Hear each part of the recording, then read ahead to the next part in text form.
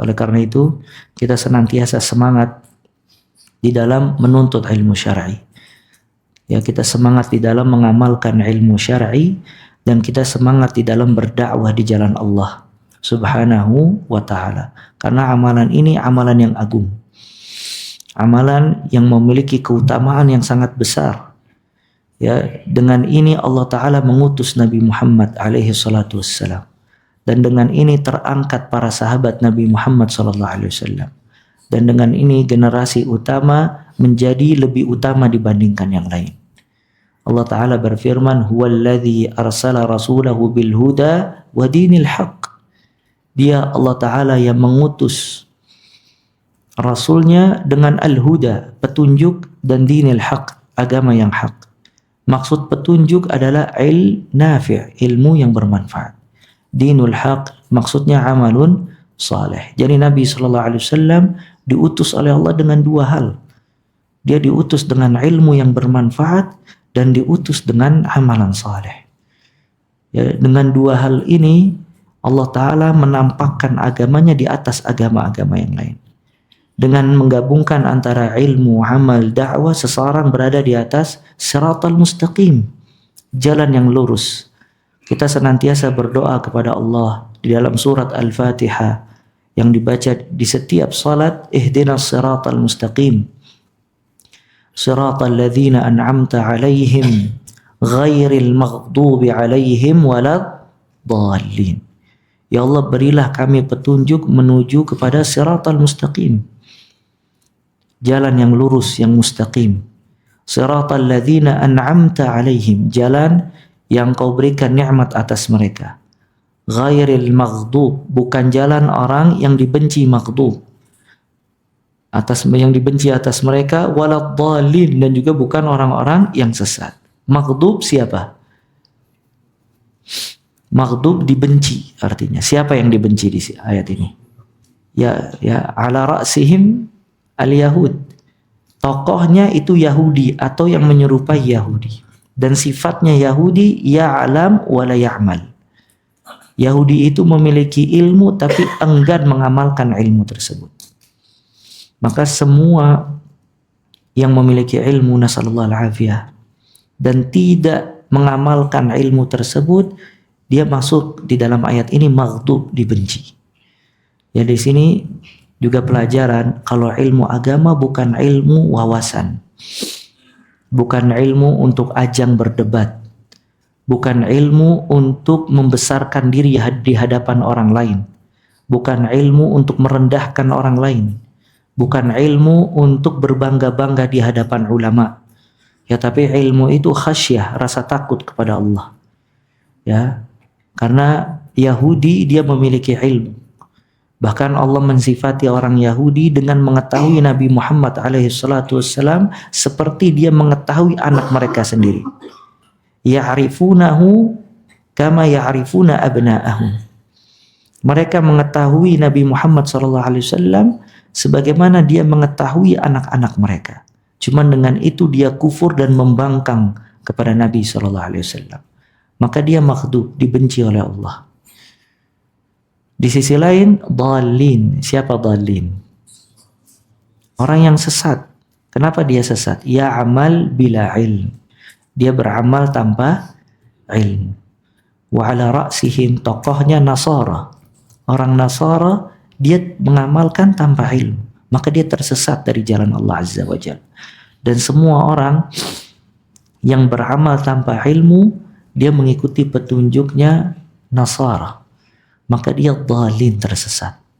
Maka antum lihat, maghdub ya'lam wa la ya'mal. Dia berilmu tapi enggan untuk mengamalkan ilmunya.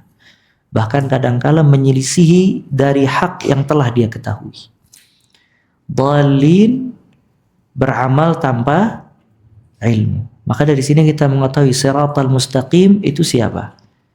Orang yang berilmu dan beramal. Maka apabila kita berdoa dengan doa ini, ihdinas siratal mustaqim, ya Allah tunjukilah kami jalan yang lurus.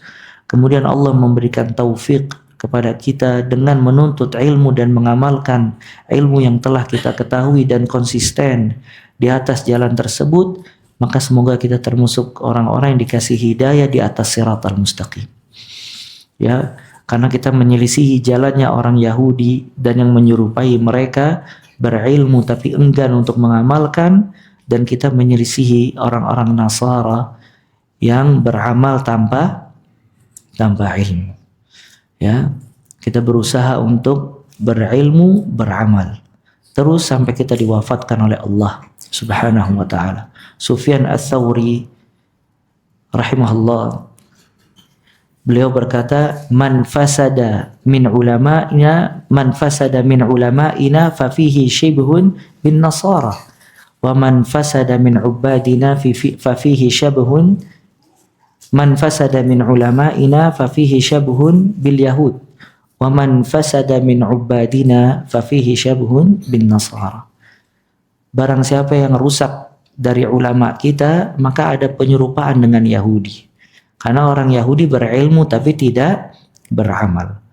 Maka apabila ulama-ulama itu rusak, maka menyerupai orang Yahudi. Wa man fasada min ubadina, dan barang siapa yang rusak dari kalangan orang-orang yang beribadah kepada kita, maka ada penyerupaan dengan Nasara. Ya, maka jadilah orang alim. Ya, sebagaimana perkataan salah seorang salaf, in istata'ta fakun aliman, fa illam tastati' fakun muta'alliman, fa illam tastati' fa ahibbahum, fa illam tastati' fala tubghiduhum. Kalau kamu bisa, jadilah kamu seorang alim. Kalau kamu tidak bisa, maka jadilah muta'allim, orang yang belajar. Kalau kamu tidak bisa, maka cintailah orang yang berilmu dan menuntut ilmu syar'i. Kalau kamu tidak bisa, maka janganlah kamu membenci mereka. Sebagaimana dikatakan oleh Abu Darda radhiyallahu taala an, ughdu 'aliman aw muta'alliman wa la taghdu baina dzalik fatahlak. Keluarlah engkau dari rumahmu dalam keadaan alim, orang yang ingin mengajarkan ilmu atau menuntut ilmu syar'i, dan janganlah kamu menjadi selain dari dua orang tersebut, fatahlak, maka kamu akan binasa. Dan orang alim, sebagaimana yang dikatakan, la takunu aliman hatta takunu bima alimta amilan. Engkau tidak mungkin menjadi orang alim sampai engkau mengamalkan apa yang engkau ketahui dari ilmu tersebut.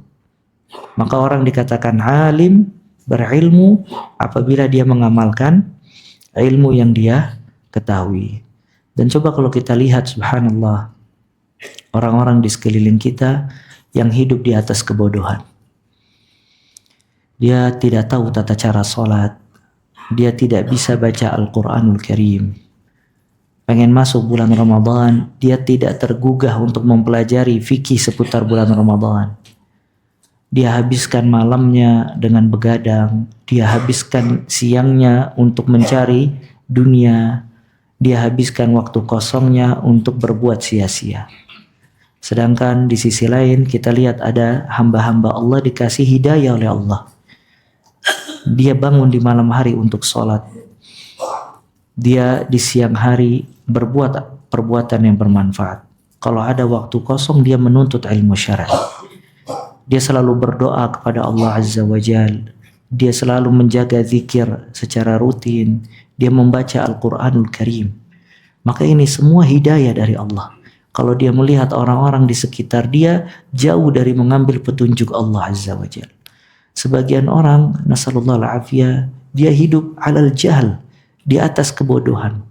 Sampai tidak tahu kalau misalnya ada hal yang wajib dia ketahui. Dia tidak tahu pembatal-pembatal sholat. Dia tidak tahu pembatal-pembatal wudu. Dia banyak dibodohi oleh orang-orang. Dan yang lebih besar, saking bodohnya dia diseru oleh orang-orang yang tidak berilmu untuk berbuat syirik kepada Allah Azza wa Jalla. Dia menyangka orang-orang yang berilmu, seorang yang berilmu, tapi pada hakikatnya mereka dukun yang berkedok orang-orang saleh. Ya karena mereka bodoh, jadi mereka nggak dapat petunjuk Allah Azza wa Jalla. Ya sedangkan kita dikasih oleh Allah taufik menuntut ilmu, ini sebab terbesar kita bisa meraih hidayah Allah Subhanahu wa ta'ala. Dan ini bukan karena kepintaran kita. Orang yang pintar sesat banyak. Orang yang pintar tidak ingin menuntut ilmu banyak. Tapi ini mutlak hidayah dan petunjuk dari Allah Azza wa Jalla. Ya, fadlan minallahi wa ni'mah. Keutamaan dari Allah dan nikmat dari Allah Azza wa Jalla. Dan kata Nabi alaihi salatu wassalam, laulallah mahtadaina wala sumna wala sallaina. Kalau bukan karena Allah, kita tidak mendapatkan hidayah. Dan kita tidak bisa puasa dan tidak bisa salat. Tapi kita bisa puasa, kita bisa salat, bisa beramal saleh. Semua mutlak hidayah dari Allah Subhanahu wa ta'ala.